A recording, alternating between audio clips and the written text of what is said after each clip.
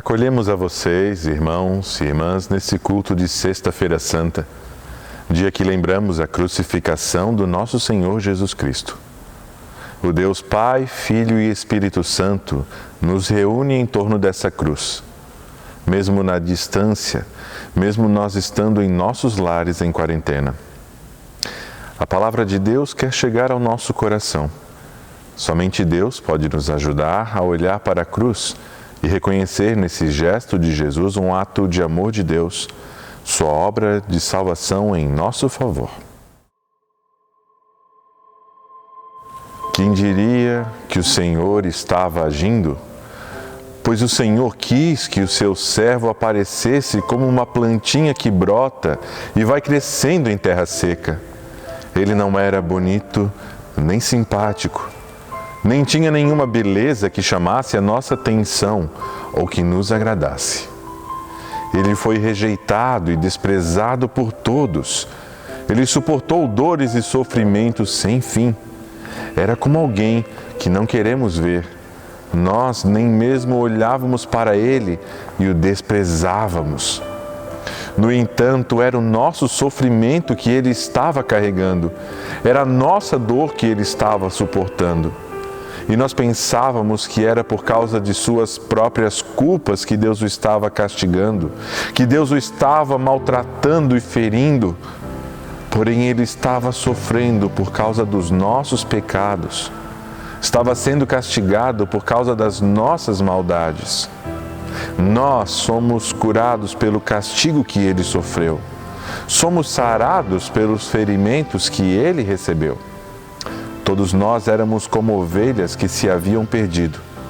Cada um de nós seguia o seu próprio caminho, mas o Senhor castigou o seu servo, fez com que ele sofresse o castigo que nós merecíamos. Ele foi maltratado, mas aguentou tudo humildemente e não disse uma só palavra. Ficou calado como um cordeiro que vai ser morto, como uma ovelha quando cortam a sua lã. Foi preso, condenado e levado para ser morto. Ninguém se importou com o que ia acontecer com ele. Ele foi expulso do mundo dos vivos, foi morto por causa dos pecados do nosso povo. Foi enterrado ao lado de criminosos, foi sepultado com os ricos, embora nunca tivesse cometido crime nenhum, nem tivesse dito uma só mentira. É interessante como muitas vezes só conseguimos mudar nossa opinião sobre as coisas quando nos permitimos mudar nossa perspectiva sobre elas. Essa quarentena, por exemplo, tem mudado nossa visão sobre o convívio em família. Estamos mais próximos uns dos outros, convivendo com as crianças. Estamos sensíveis para com o tema da saúde pública, mais preocupados com o cuidado com o próximo, com as pessoas com a saúde mais frágil. Feliz a pessoa que se permite mudar, que se deixa surpreender por novas evidências, que se permite aprender com quem pensa diferente. Hoje, estamos diante da visão do Cristo crucificado. Essa visão certamente provocou diversas reações. Sabemos agora que a crucificação deixou perplexos os discípulos e os seguidores de Jesus. Como assimilar a ideia da morte do nosso Mestre? Como entender o seu sentido? Seria isso uma evidência de que tudo o que ele falou era nulo, sem valor? Como entender a continuidade de sua missão, de tudo o que ele falou e fez entre nós? Assim pensavam os discípulos. E um sentimento de abandono e medo tomou conta desse grupo. Outros que não criam em Jesus expressaram arrogantemente a sua indignação contra Jesus. Desafiaram ele a provar que era realmente o Filho de Deus descendo da cruz. Pelo menos foram coerentes, pois nunca creram em Jesus. Não seria agora que iriam crer. Mas um pensamento com certeza ocupou as mentes de todos. Como pode uma pessoa tão boa merecer um castigo tão cruel? Como pode alguém que só fez o bem ser punido da forma mais difícil de assimilar? Muitos procuraram na lógica do merecimento argumentos para entender a condenação de Jesus. Com certeza, alguns sugeriram que algo muito errado estivesse por detrás daquela vida tão correta e irrepreensível.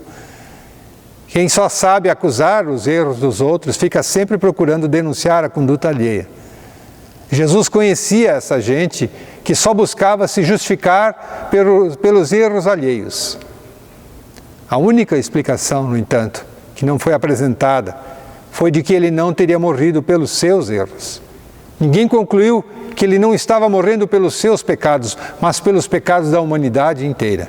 O texto de Isaías, que ouvimos antes, escrito vários séculos antes, descreve a atitude de quem finalmente entende que um inocente morria pela culpa de todos. Começa reconhecendo a maneira estranha de Deus agir, a maneira humana e humilde de Deus vir ao nosso encontro. Fala do desprezo que Jesus foi vítima. Era mais fácil acusar Jesus na cruz. Era melhor que o inocente fosse condenado do que se colocar no lugar dele como culpado. Não é fácil reconhecer que nosso egoísmo e sentimento de autopreservação nos move na maioria das vezes. Mas o texto fala de uma transformação. A transformação de quem crê que Deus pode nos amar através do sofrer. A transformação que vem da confiança que Deus quer sempre o nosso bem. Quem sofre essa transformação reconhece que foi a sua própria culpa, a sua própria omissão e sua necessidade de condenar que crucificaram e crucificam Jesus até hoje. Bem-aventurado quem se deixa transformar. Bem-aventurado quem se coloca como ovelha resgatada, quem reconhece um amor desmedido em nosso favor, um amor que nos salva. Que sejamos transformados pela cruz, que possamos ver nela o amor de Deus e o perdão que tanto necessitamos.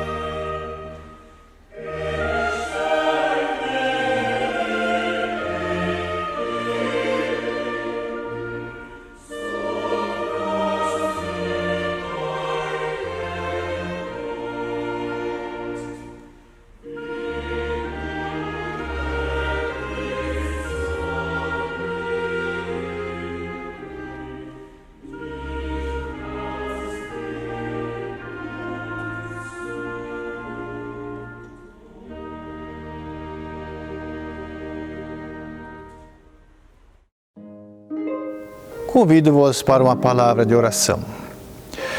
Deus amado, grato que Tu vens ao encontro deste mundo. Através de Jesus, Te tornas solidário ao nosso sofrimento.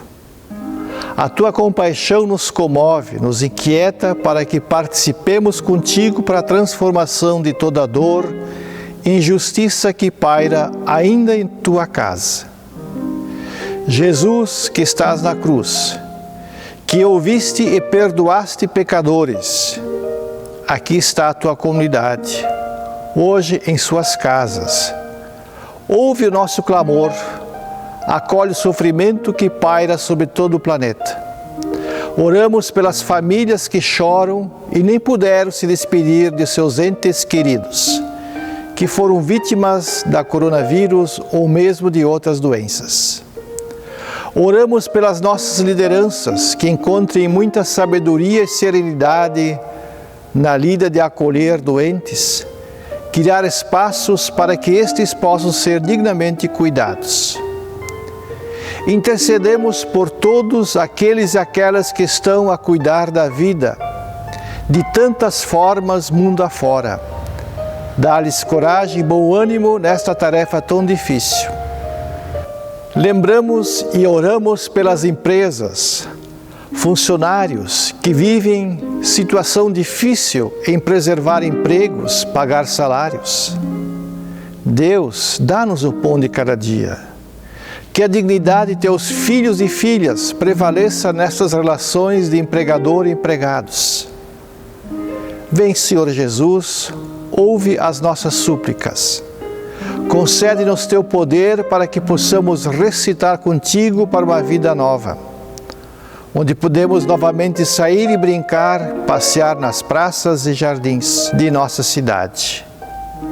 Nas tuas mãos está a nossa vida e toda a tua criação que fizeste e entregaste para ser cuidada e amada.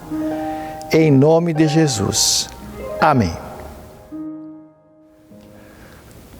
Recebam a bênção de Deus. Que a bênção do Trino Deus venha sobre este mundo enfermo. Que a bênção de Deus, que venceu sofrimento e morte, venha para destruir todos os vírus que geram morte. Que a bênção de Deus venha sobre todos os cuidadores e cuidadoras da vida, para que encontrem disposição e coragem na sua lida.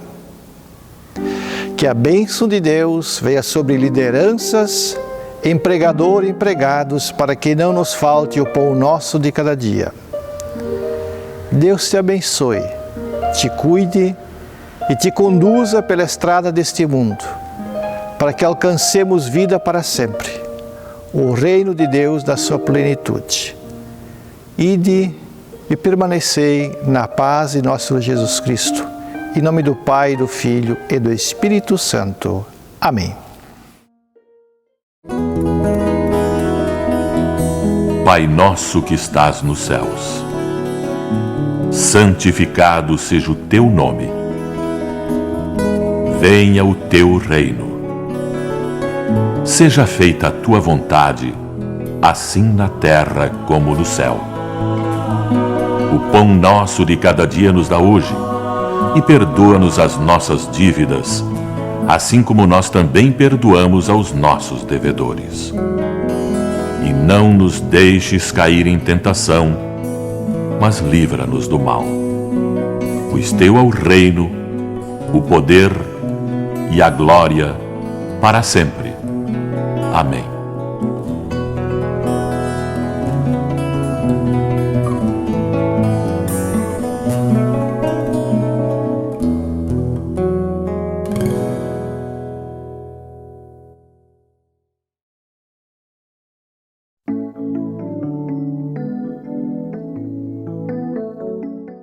Queridos membros da Paróquia Matriz, estamos isolados uns dos outros, mas continuamos unidos e em comunhão. Deus nos mantém unidos. Muitos estão com saudades dos encontros. Não se preocupe, o coronavírus vai passar e vamos estar juntos novamente. Nesse tempo, nossa comunidade não para.